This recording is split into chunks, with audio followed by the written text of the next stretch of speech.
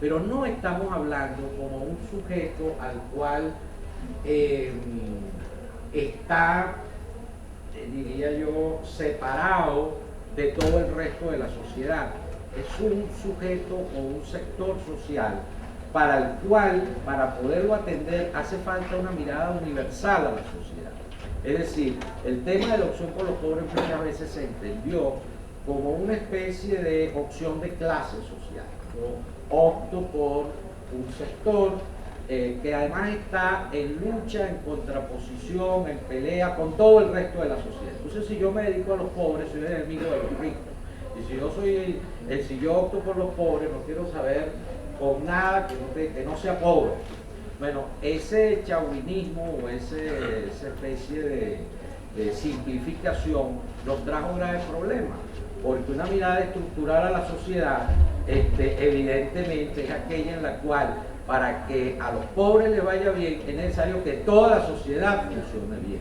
Para que a los pobres les vaya bien, hace falta que haya empresas que produzcan, hace falta un Estado que funcione, hace falta en general que toda la sociedad trabaje en armonía y sea capaz de responder precisamente a los grandes problemas. De tal manera que optar por los pobres no es optar solamente por un sector exclusivo de la sociedad, es optar por toda la sociedad para que la sociedad sea capaz de ver en los pobres aquellos que frente a los cuales tiene que dedicar su atención y frente a los cuales tiene que actuar. Entonces, bueno, eso me parece que ha sido una reflexión muy importante, muy clave. Me parece que ese tipo de reflexión pues ha costado sangre, sudor y lágrimas. Para ayudarle pues podrán contar con detalles, historia. Eso porque es más viejo que yo. ¿Ah? Entonces le ha tocado tener que sufrir ese debate y esa lucha, pero me parece que este ha sido un punto importante. Pasar de una visión reduccionista, pasar de una visión de lucha de clases, pasar de una visión de los pobres como algo en contraposición al resto de la sociedad, a una visión en la cual optar por los pobres es lograr que toda la sociedad armonice en ese interés. Es decir, es lograr que efectivamente toda la sociedad centre su interés fundamental en ello. ¿Qué buscamos hacer cuando decimos que optamos por los pobres? Pues fundamentalmente yo diría que tres grandes cosas. Una es que los pobres efectivamente sean sujetos de cuanto persona, desde el punto de vista individual, considerado desde esa perspectiva, sujeto como familia, sujeto como trabajador, sujeto como ciudadano, es decir, sujeto en el sentido de aquel que se posee a sí mismo, aquel que es capaz de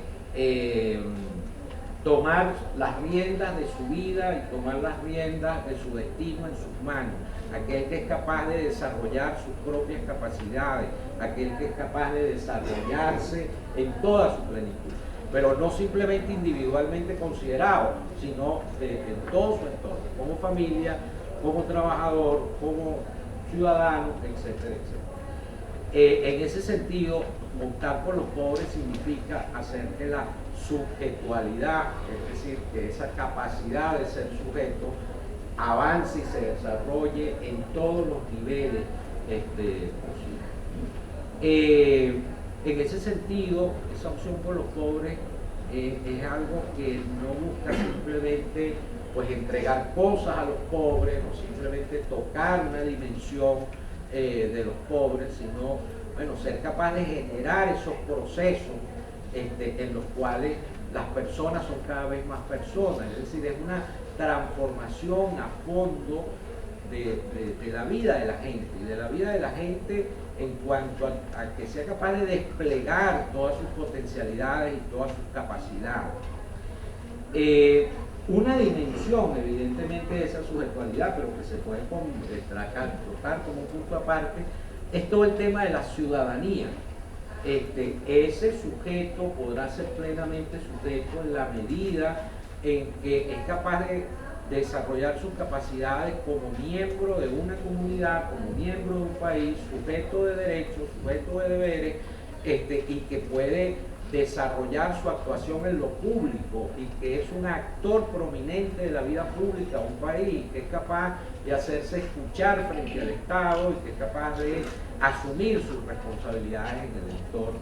Si optar por los pobres es hacer de los pobres ciudadanos, es hacer de los pobres sujetos con capacidad efectivamente de actuar y de intervenir públicamente y de hacerse cargo de los. Y eso nos lleva a un tercer punto que evidentemente en el contexto venezolano, por toda la diatriba ideológica que ha habido, puede sonar muy mal, pero que conste que nosotros lo decíamos desde los años 60, que tiene que ver con el tema del poder popular. Nosotros sí estamos empeñados en que haya efectivamente poder popular.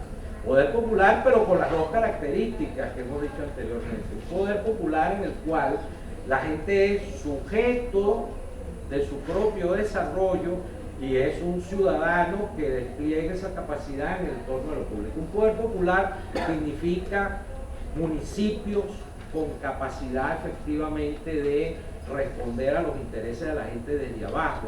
Significa, bueno, llámale consejos comunales o lo que quiera, comunidades con capacidad de hacer valer sus intereses allí en su localidad. Poder popular significa que la gente, en este caso concreto los pobres de Antímano, de La Vega y de todas las comunidades en las que nosotros trabajamos, son capaces de hacer valer sus intereses como comunidad y sus intereses propios, pues frente a otros intereses que existen en la sociedad, y son capaces de llamar al consenso de toda la sociedad fundamentalmente frente a estos temas.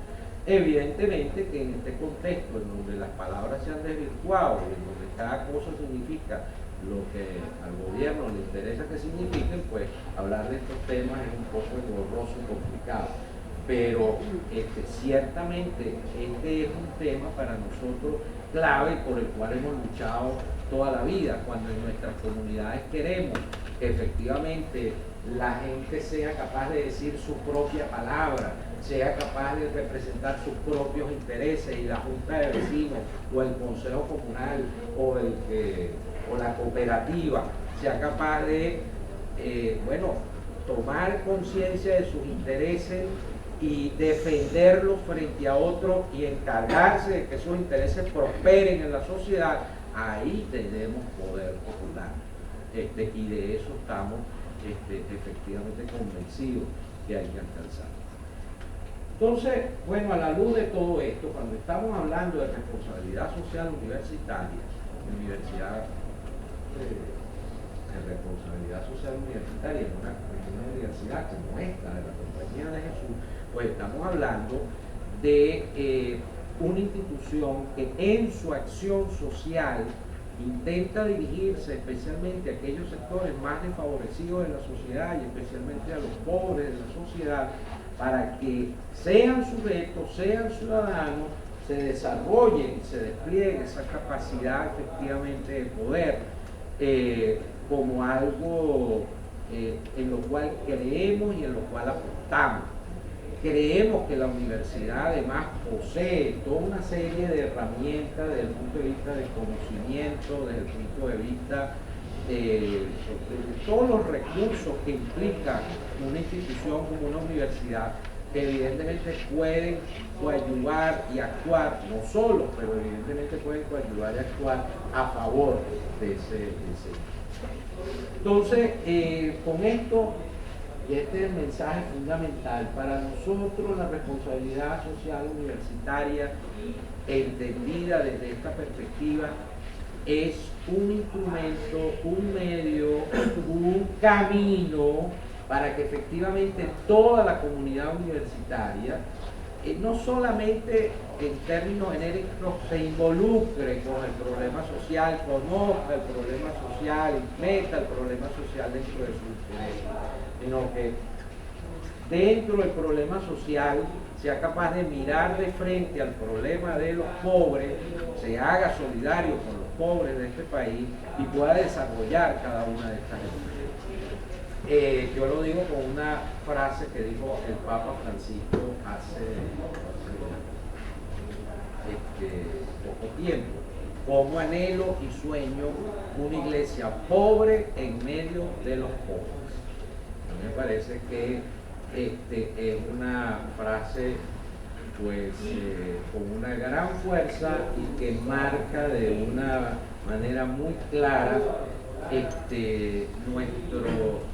digamos, ese interés que nace de nuestra fe y de las convicciones que nacen de esa fe, que es precisamente este compromiso.